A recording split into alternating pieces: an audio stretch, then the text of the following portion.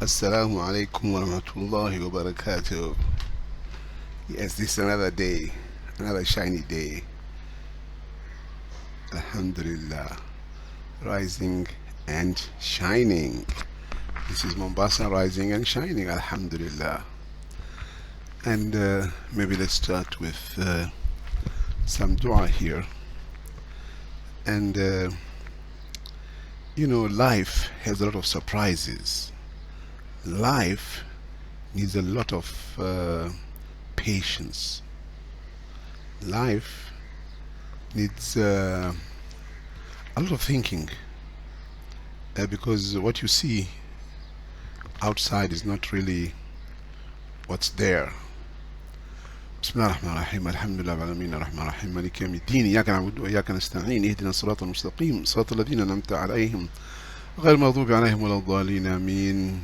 أسأل الله الكريم رب العرش العظيم أن يمن عليكم بدوام نعمة وكثير عطاء وسعة رزق وجزيل فضله، وأن يشملكم بعظيم مغفرته وواسع رحمته والعفو والعافية في الدنيا والآخرة.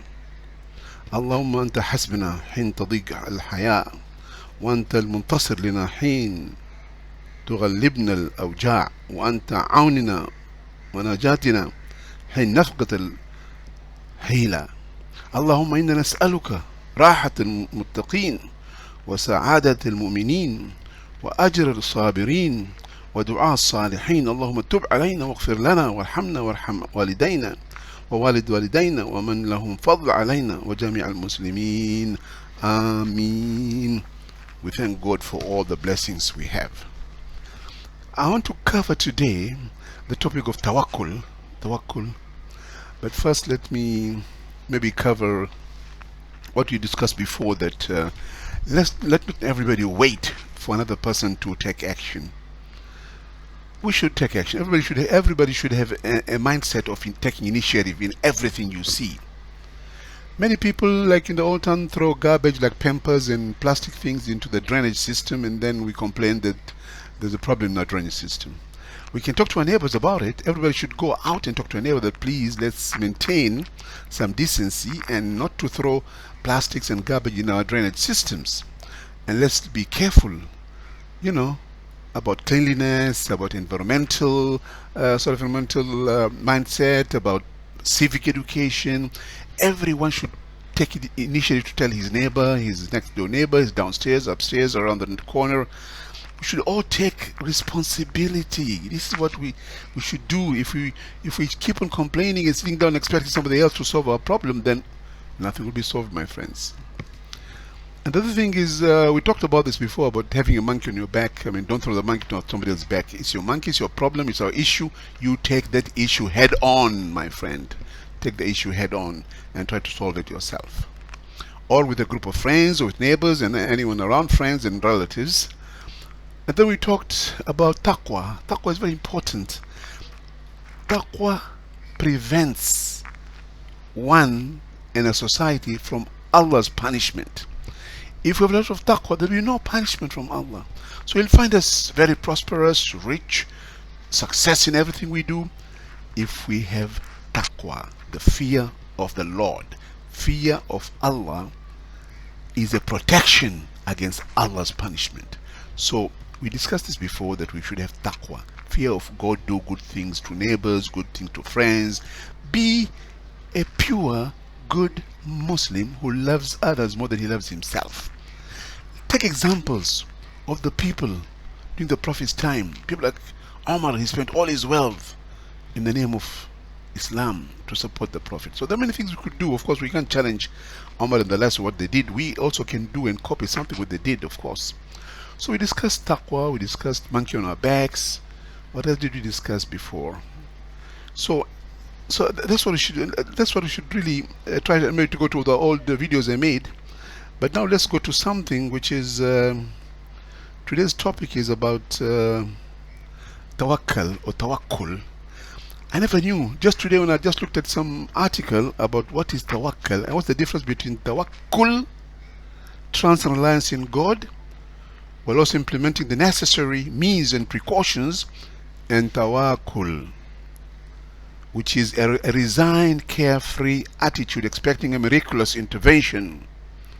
So the former is a branch of faith, and the latter is delusion. So what's delusion?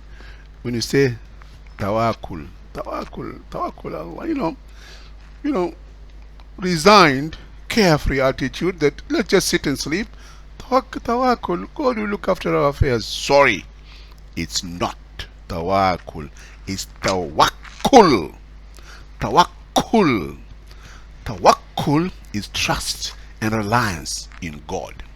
So when you rely on God, of course, it doesn't mean that you should just sit and relax and God will plan everything. You should be able to be fearless. Go out and challenge yourself. At the same time, depending on Allah to support you, and He's there to support you. Tawakkul ala Allah. You are depending on God to support you while you go out in your endeavors, in your business, in your day-to-day activity. You are out there, but you are sure that God will support you. You see? So tawakkul ala Allah, I got here some things written. What does tawakkul meaning in Arabic? Let's say, for example, some people have misunderstood what it implies in Islam. It refers to having entire faith in Allah. Allah Almighty is capable, adequate, and wise in all matters. Thus we should put our trust in Him alone. Let's learn more about it by looking at something more here. So tawakkul is the power you have in your mindset that Allah Almighty is capable and adequate and wise in all matters in your life. That's the meaning of tawakkul. We should have that mindset. At the same time, we struggle and strive in our daily life. Okay?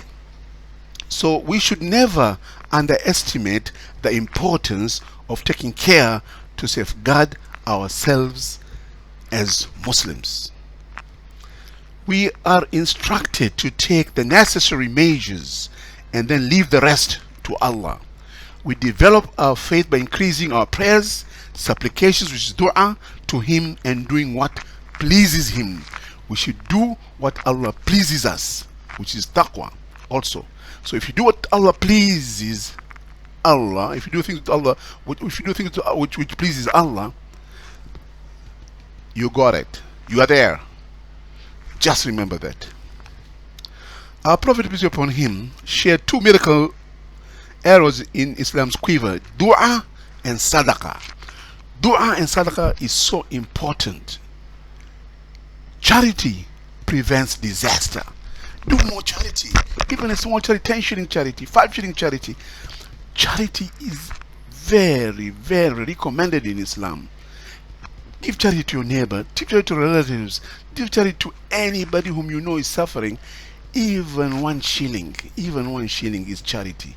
Nobody has an excuse that I don't have any money. Charity should be given by the rich people. No way. Charity is for everybody. Those with 1 shilling charity, give it out.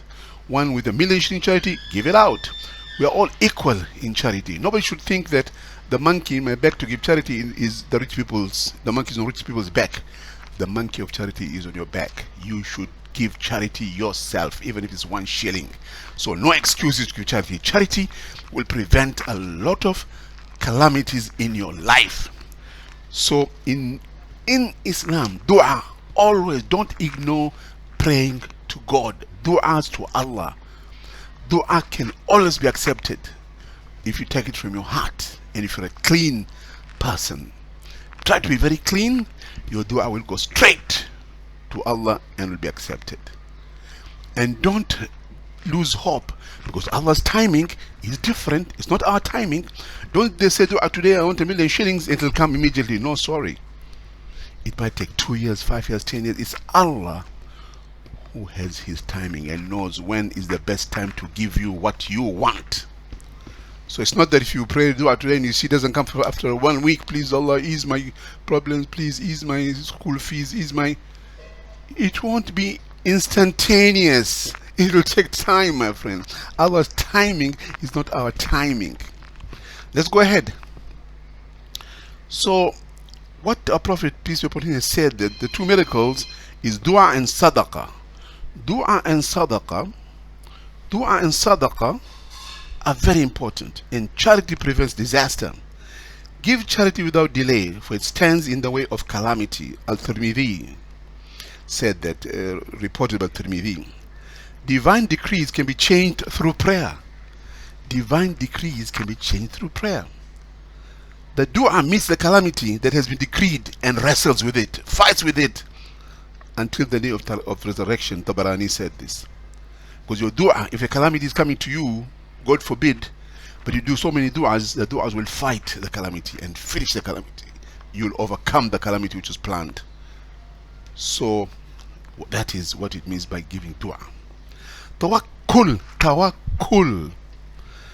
Those who have faith in Allah are on the road to prosperity and triumph. A person with complete confidence in Allah and never doubts the trust, he will have a happy life.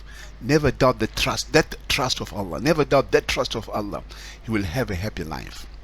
When it's accurate and pure, the believer suffers little because he believes Allah is looking out for his best interest. That isn't to imply your issues aren't real, only that you can't cry them away or walk away from them. You can't walk away from your problems. So you have to make du'as. It doesn't mean that the problem will just go away instantaneously. So it exists. The real issues exist. Move on and improve.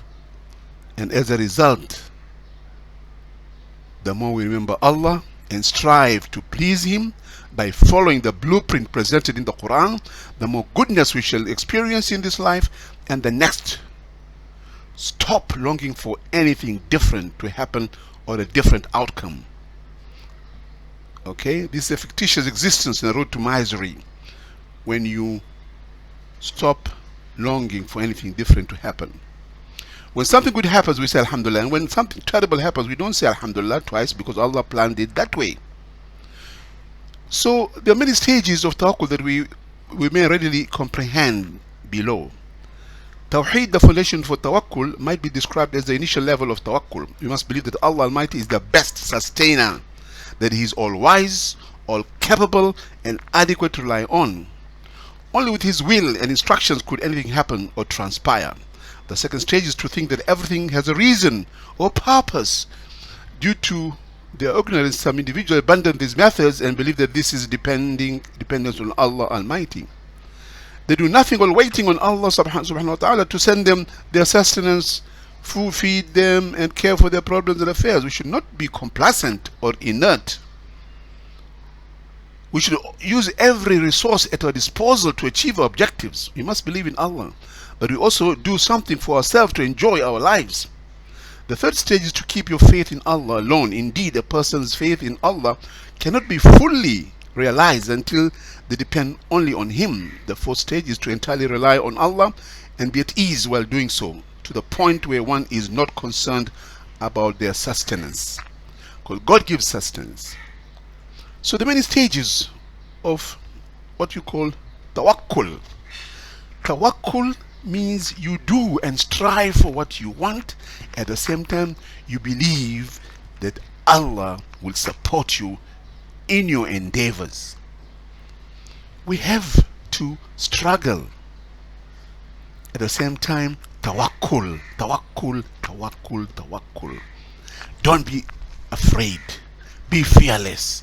Walk tall. Walk strong.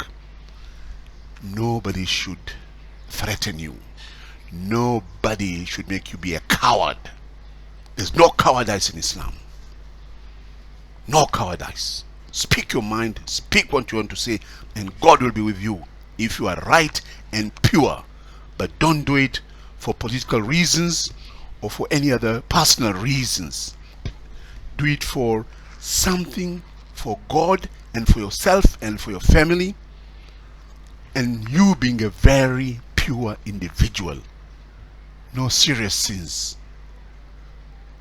That way, God will support in all what you do. I don't want to take so much time to bore you, but think about taqwa, about tawakkul. Assalamu alaikum wa rahmatullahi wa barakatuh.